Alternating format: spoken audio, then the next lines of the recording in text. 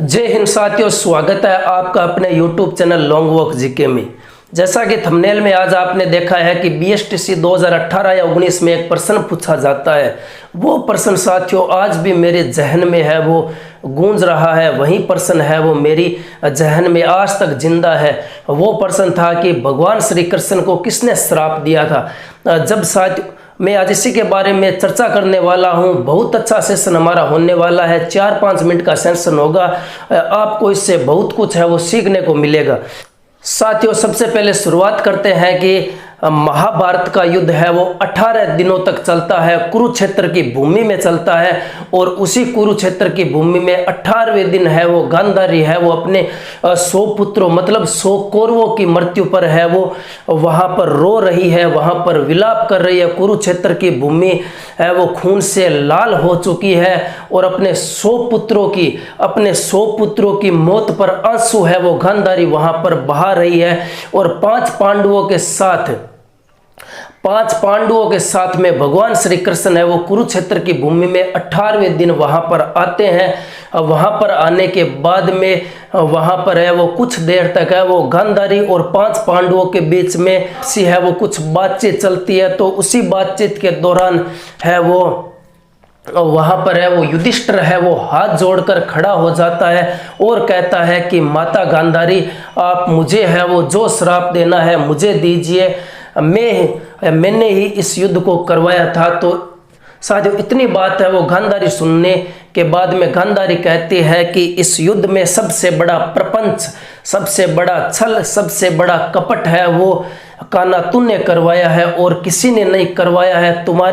तुम्हारे हाथ में इस युद्ध को रोकने की शक्ति होते हुए भी तुमने ऐसा भीषण विध्वंस क्यों होने दिया। भगवान श्री कृष्ण से गांधारी है वो सवाल पूछती है और भगवान श्री कृष्ण है वो इसी पर उत्तर देते हैं कि माता, अगर मैं इस इतने बड़े अधर्म और इतने बड़े पाप को अगर रोकता तो इस धरती पर है वो अधर्म का भार और बढ़ जाता। मैं नीति के मार्ग में नहीं आ सकता माता, और जो निर्माण कार्य है, नीति का जो निर्माण कार्य है, मैं इसमें भी बाधा नहीं बन सकता।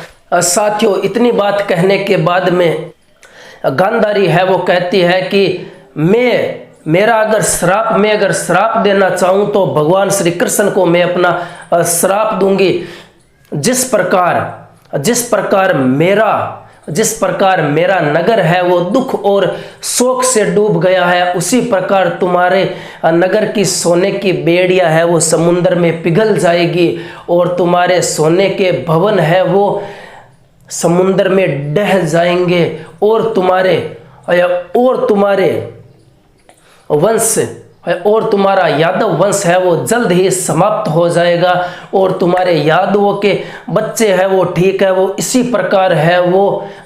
प्रकार अपने माता पिता की मौत पर रोएंगे। इतनी बात कहने के बाद में और जिस प्रकार गांधारी कहती है कि जिस प्रकार मेरे बेटों का तूने नाश किया है अधर्म के चलते, उसी प्रकार तुम्हारा भी नाश होगा, अधर्म से होगा तुम्हारा नाश। और तुम एक है वो वन में असक्त पड़े किसी शिकारी के हाथों है वो बिंद दिए जाओगे।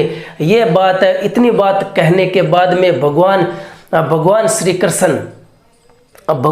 कृष्ण कहते हैं कि माता, मुझे आपका श्राप है वो स्वीकार है और मैं आपको इतना वचन देता हूं कि यादव कुल का जब नाश नजदीक आएगा तो सबसे पहले मैं अपने सुदर्शन चक्र से शुरुआत करूंगा। इतनी बात कहने के बाद में गांधारी है वो फूट कर रोने लगती है युद्ध भूमि में। और फिर है वो कुंती है वो गांधारी को समझाती है कि बहन इसका कुछ उपाय तो होगा, निदान होगा। तो गांधारी कहती है कि दिए गए श्राप को मैं वापस नहीं ले सकती, ये मेरे वश में नहीं है। तो तभी भगवान श्री कृष्ण है वो गांधारी को अपने गले से लगा लेते हैं। तभी कहते हैं कि माता ये आपने नहीं किया है, ये नीति ने करवाया है, आपसे करवाया है, इसमें आपका कोई दोष नहीं है। तो साथियों ये थी बहुत ही रोचक जानकारी थी जो मैंने आपको दी थी।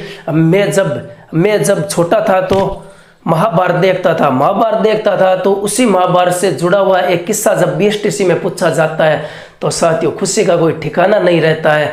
तो साथियों इसी चैनल पर बने रहे राजस्थान जीके और इंडिया जीके के लिए। जय हिंद, जय भारत।